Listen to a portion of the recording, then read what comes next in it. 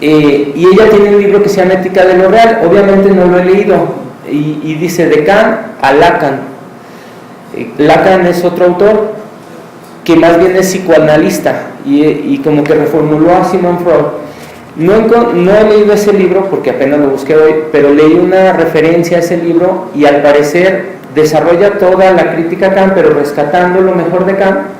O sea, ella rescata lo mejor de Kant, y basaría su final como en este autor Lacan, que él habla más bien desde el psicoanálisis.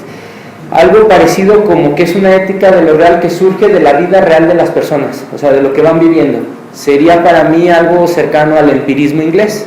O sea, lo que vas viviendo va conformando tu ética, y entonces tu ética no se forma de imperativos categóricos como los kantianos, sino que se conforma de lo que vas viviendo. Y entonces ahí es posmoderno para mí, es decir, se abre la ética a cualquier posibilidad, y pues viva la fiesta, ¿no? José Ricardo Rodríguez tiene un artículo parecido, y también relaciona la ética de lo real con Lacan. Entonces este psicoanálisis lo vuelve a relacionar, nada más que él da algunos puntos a través de esta teoría para atender a los pacientes de los psicólogos. Bueno, estos dos planteamientos tampoco se encuentran en este libro, ¿no? ¿Qué se encuentra más o menos sin platicárselos a fondo? 3 capítulos. El primero de ellos es una crítica a toda esa filosofía moderna, y que después en la posmodernidad sería como una extensión de esa modernidad, porque en la modernidad se va a decir que existen unos universales, y a esos universales se llega a través de la razón, los voy construyendo y los presento. En la posmodernidad se va a decir que la modernidad estaba equivocada, y que por lo tanto los universales no existen, y otra vez fiesta, ¿no? Lo que sea se vale. Pero va a haber un sector de la modernidad que va a decir que se va a construir a través del diálogo. O sea, que no todo se vale, sino que nosotros lo vamos a construir a través del diálogo. Y yo no me quedaría ahí. Yo en el primer capítulo rastreo el problema de fondo, que sería David Hume, con ese rechazo total a que a la realidad se puede acceder, y entonces pasaríamos al segundo capítulo, que es un poco complicado porque es la descripción de la teoría de Javier Zubiri, que la hace en los años de 1960, hace 2 libros que hablan acerca de la realidad, y de 1980 a 1983 haría 3 libros que hablan de la inteligencia sentiente. Los del 60 van a hablar cómo Zubiri concibe la realidad, y yo soy muy curioso, entonces quise ver la razón por la que Zubiri construye así la realidad, y al parecer tiene bases neurológicas, pero aparte, sobre todo en la realidad, tiene bases de física cuántica. Quizá por eso me gustó un poco, ¿no?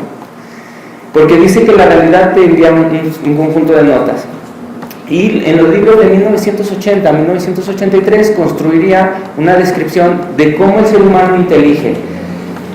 Pero aquí en esta intelección él cierra con una frase muy interesante, que ahorita les voy a platicar. El punto es que Zubiri, en resumen, dirá al final de su libro, del último libro, incluso él fallece en 1983, pero alcanzó a escribir su último libro en ese año.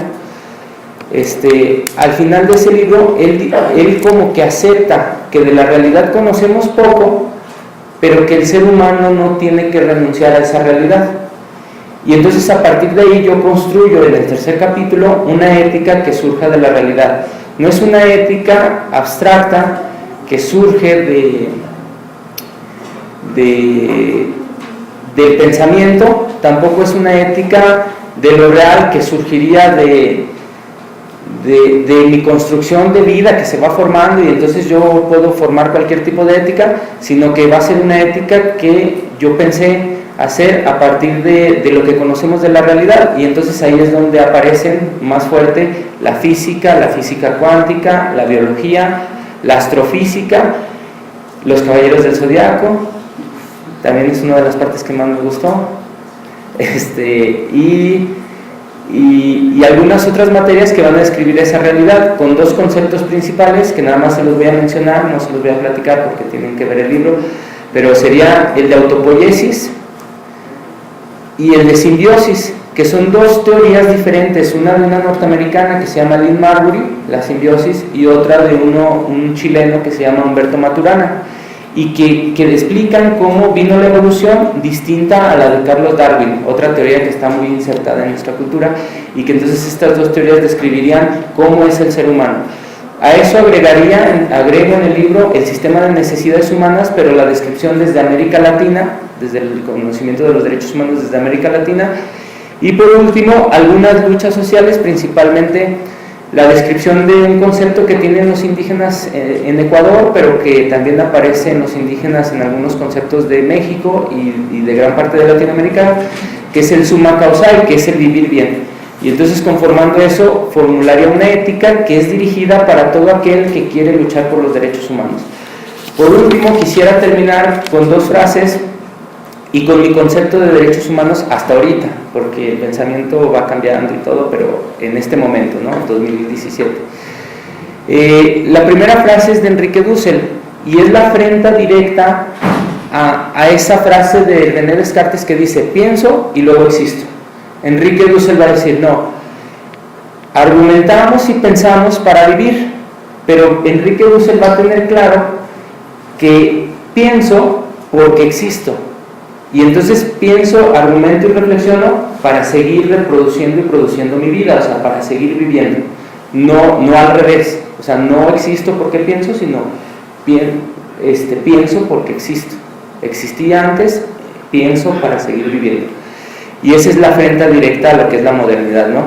Y la frase de Javier Zubiri con la que termina, sí les voy a leer el último párrafo de su último libro. Creo que al final del libro es cuando dices pues, lo que realmente siente el autor. Yo lo he encontrado así en varios autores. Y entonces dice Javier Zubiri en el último libro que se llama Inteligencia, Sentiente y Razón.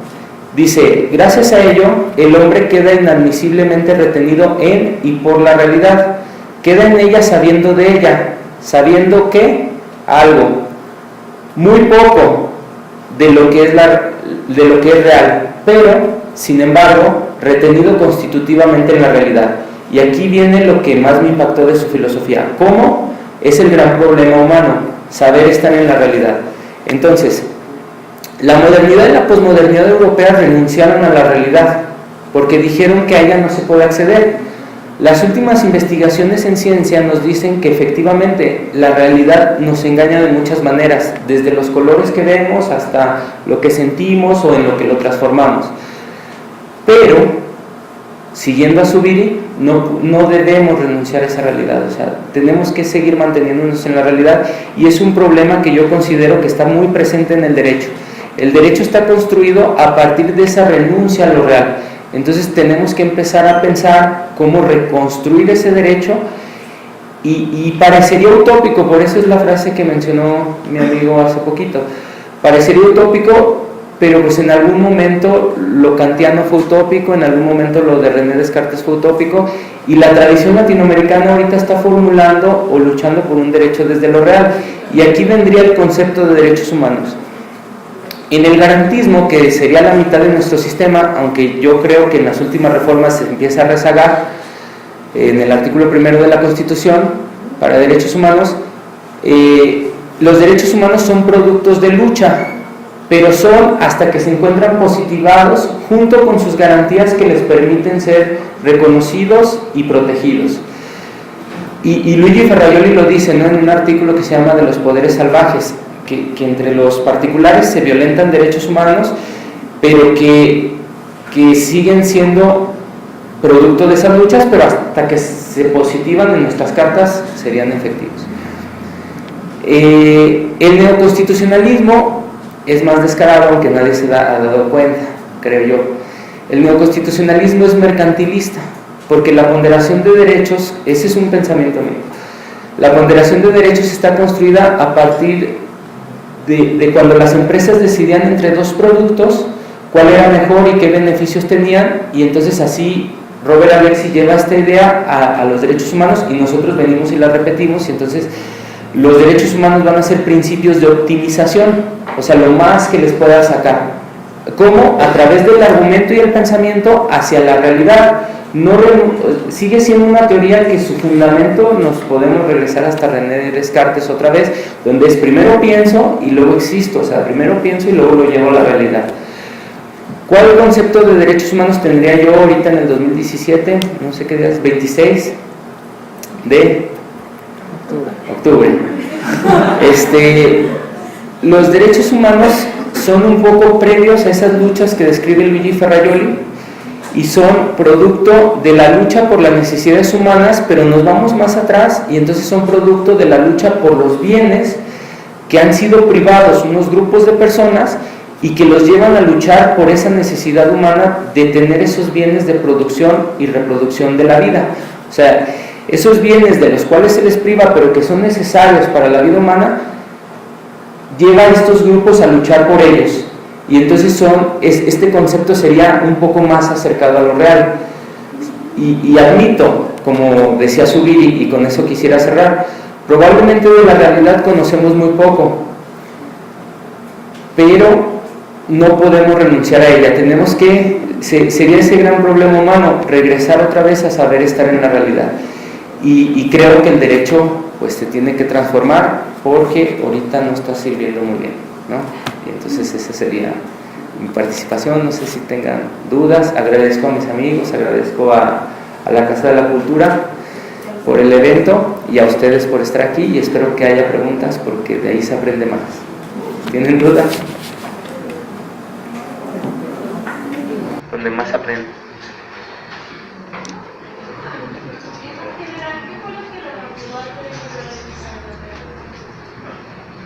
La maestría.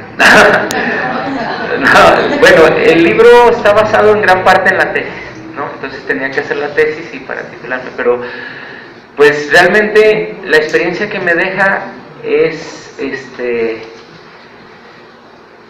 pues que precisamente cuando tú vas haciendo un libro, de repente se va transformando porque te vas encontrando cosas. Entonces eso fue muy interesante. Pero así un motivo más bien fue saliendo solito. Y lo dejé yo llevar. Decía un compañero, no sé si él se acuerde, que las tesis se van transformando solas y toman una forma propia y todo. Y eso pasó con el libro. De hecho el título lo escogí hasta el último. Hasta el último.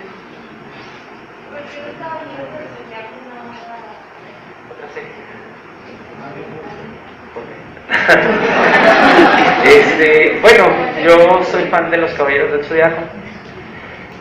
Siempre me gustaron de niño, fueron de las caricaturas que más me gustaron, y me servía un concepto, más que nada fue eso, que me servía un concepto de un capítulo ahí con Chaka de Virgo. Me servía para explicar un problema. Ese fue uno de los problemas que me encontré, porque muchos autores en la tradición latinoamericana dicen que la filosofía de liberación es una filosofía de vida, pero yo me encontré con el problema de que qué pasaba con la muerte, o sea, si cuando mueres, ¿qué pasa, no?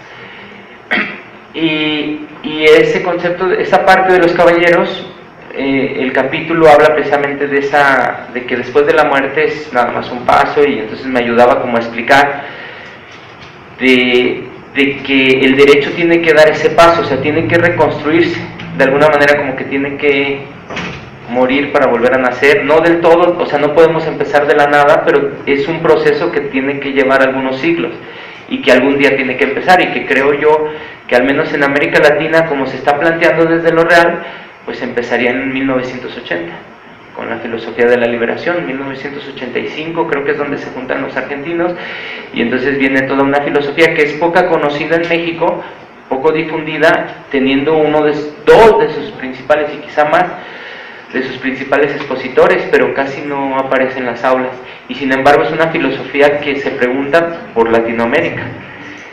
Y entonces la elección de los caballeros, de ese capítulo en específico, pues fue precisamente que me ayudaba a explicar un concepto.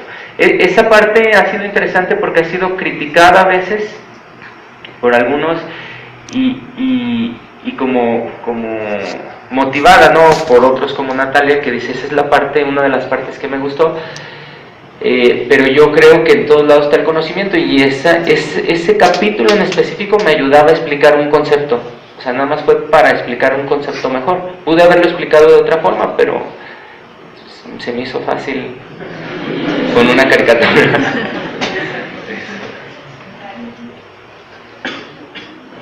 ¿Dudas? ¿Nada? Bueno, muchas gracias. Gracias a la Casa de la Cultura y a mis amigos aquí que estuvieron presentes. ustedes.